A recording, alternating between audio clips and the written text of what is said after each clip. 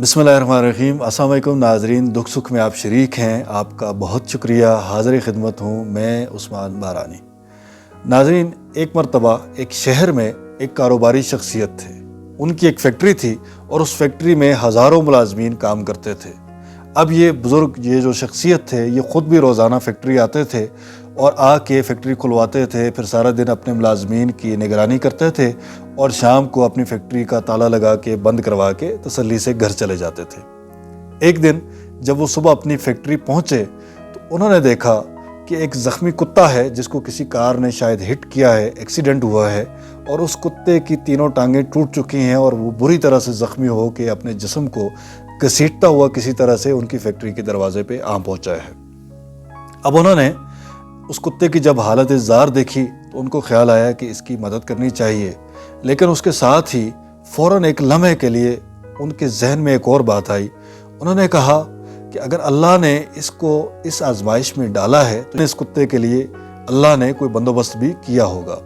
اب یہ بات جیسے ہی ان کے ذہن میں یہ خیال آیا، انہوں نے اس کتے کو ویسے ہی رہنے دیا اور جا کر کے اپنے آفس میں بیٹھ گئے۔ سارا دن وہ اپنے اس آفس میں لگے سامنے شیشے سے اس کتے کی نگرانی کرتے رہے اور دیکھتے رہے کہ اس کتے کا اللہ نے کیا بندوبست کر رکھا ہے۔ شام کو انہوں نے دیکھا کہ کہیں سے کتا آیا اور اس کتے نے منہ میں روٹی کا ایک ٹکڑا پکڑ رکھا تھا۔ آنے والے کتے نے زخمی کتے کے پاس آ کر کے روٹی کے اس ٹکڑے کے چھوٹے چھوٹے ٹکڑے کیے اور مزید چھوٹے ٹکڑے کرنے کے بعد اس کے سامنے رکھ دیے۔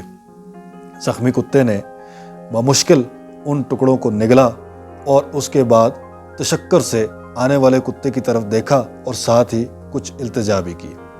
جو آنے والا کتا تھا، جو مددگار تھا، وہ واپس گیا اور واپس جا کر کے کسی نالی سے اپنی دم گیلی کر کے واپس لے آیا۔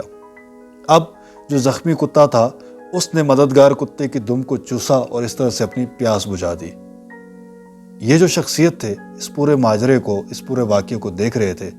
جب انہوں نے یہ سارا واقعہ دیکھا تو ان کو دوسرا خیال یہ آیا کہ جیسے اللہ تعالیٰ نے اس کتے کو اس کا بندوبست کر دیا ہے، اس کو اس حال میں بھی اس کا رزق، اس کا پانی اس تک پہنچا دیا ہے، تو میں کیوں یہ فیکٹری لگا کے بیٹھا ہوں اور اتنا کام کاج کرتا ہوں؟ اللہ پر مجھے توکل رکھنا چاہیے کہ اللہ میرا رزق مجھ تک ضرور پہنچائے گا۔ انہوں نے شام کو فیکٹری کو تالے لگوائے اور بند کر کے اللہ کی راہ میں نکل پڑے۔ کافی عرصے تک علم حاصل کرتے رہے، اللہ کی راہ میں عبادت کرتے رہے اور ریاضت کرتے رہے۔ اس عرصے میں ان کا مرتبہ بلند ہو گیا، ان کی شہرت دور دور تک چلی گئی اور وہ اللہ کی راہ میں صوفی بن گئے۔ اور وہ جب لوگ ان کے پاس آتے تو وہ ان کو واقعات سناتے اور خاص طور پہ اپنے توکل کا یہ واقعہ ضرور سناتے کہ کیسے ایک زخمی کتے کی حالت دیکھ کے انہوں نے اللہ تعالیٰ کی ذات پر توکل کرنا سیکھا۔ ایک دن وہ اپنی ایک محفل میں بیٹھے تھے اور یہی واقعہ انہوں نے بیان کیا اور اس سے جو نتیجہ انہوں نے اخذ کیا تھا وہ بھی حاضرین کے سامنے رکھا کہ اس طرح سے ایک زخمی کتے سے میں نے اللہ پر توکل کرنا سیکھا۔ محفل میں ایک نوجوان بھی موجود تھا۔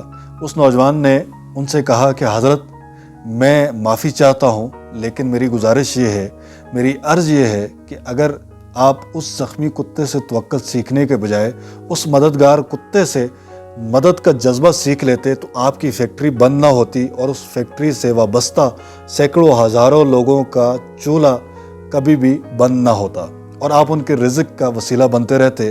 آپ نے یہ تو ضرور سیکھا کہ وہ کتا جو بے بسی کی حالت میں تھا، بے کسی کی حالت میں تھا، جو زخمی تھا، اس کا اللہ پہ توکل تھا اور دوسرا کتا اس کی مدد کے لیے آ رہا تھا، لیکن آپ نے اس دوسرے کتے سے مدد کرنے کا جذبہ نہیں سیکھا، تو میں یہ سمجھتا ہوں کہ آپ نے بڑی زیادتی کی۔